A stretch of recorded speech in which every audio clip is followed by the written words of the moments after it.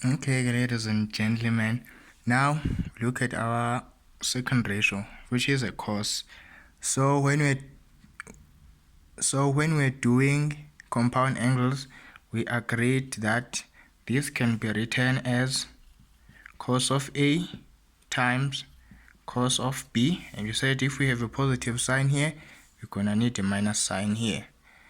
Then times sine of A times sine of B. And then this would give us a cos, this ends here. So this is our expansion for our cos ratio. We agreed when we're doing compound angles. Now let's look at double angles now. Let's use the same theory to do a double angle. Cos of A plus A, because it's a double angle, we need two similar angles, not a and a B, but an A and a A, or a B and a B. So we choose to do an A and an A here. So this will be cos A times cos A. This A is accounted here, this A is accounted for here, minus sine A, this A is accounted for here, times sine A, and this A is accounted for here. This will give us now, because it's a cos A and a cos A, they are similar, it will give us a cos squared A minus a sine A, and a sine A are similar, and when we multiply them together, they're gonna give us a sine squared A. Yeah?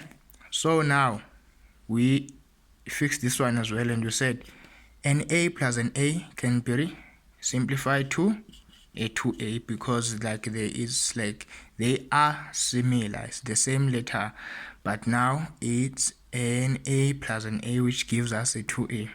So this means a double angle of A can be written as cos squared A minus sin squared A, meaning if we have two similar angles, or angles that are the same, or that look like they have been duplicated, it means they have a double angle identity, which is this one.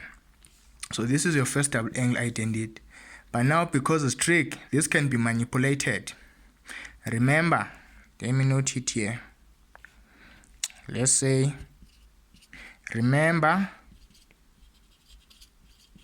the trig identity, sine squared A plus cos squared A is equal to 1. So that means cos squared A can be written as 1 minus sine squared A. Yeah?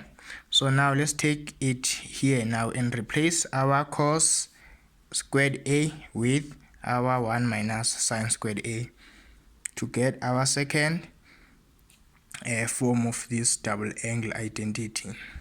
Meaning we're gonna have a 1 minus sine squared A here, which replaces a cos squared A, minus a sine squared A. And then we proceed to say we're gonna have a 1 and then minus sine squared A minus sine squared A. These terms, these signs are similar. Okay, let's take down our 1. These signs are similar. It's a negative minus a negative.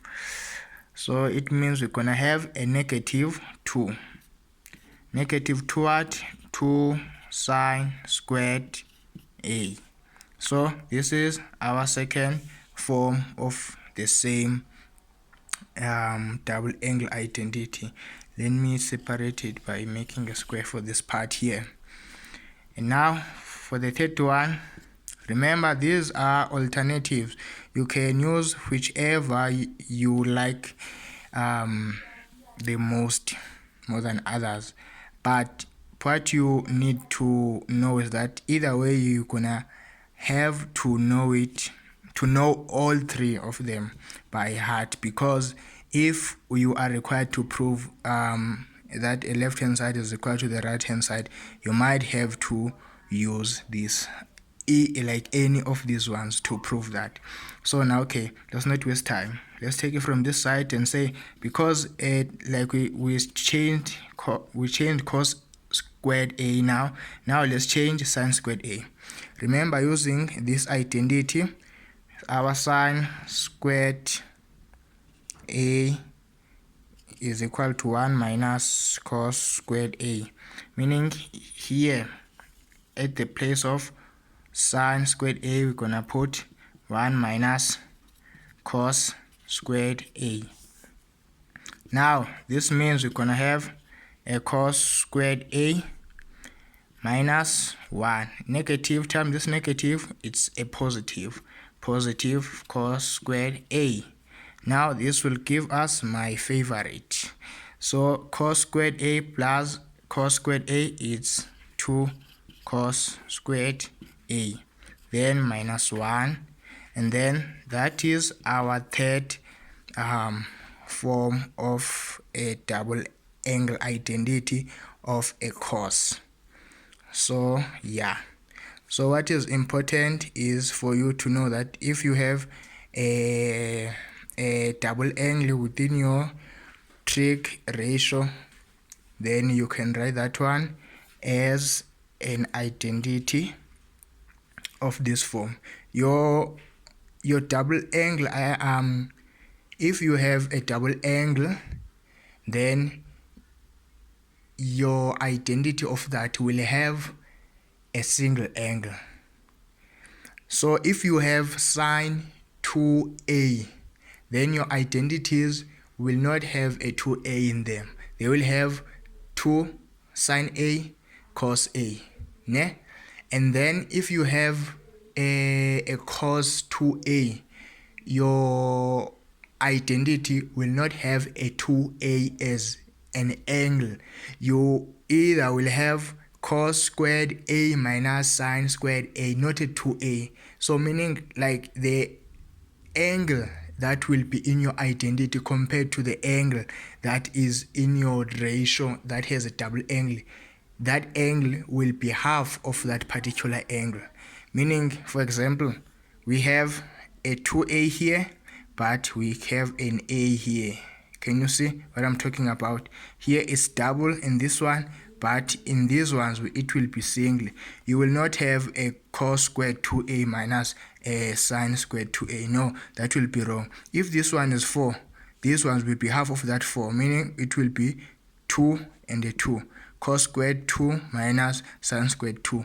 If it's 6, your angles there will be 3.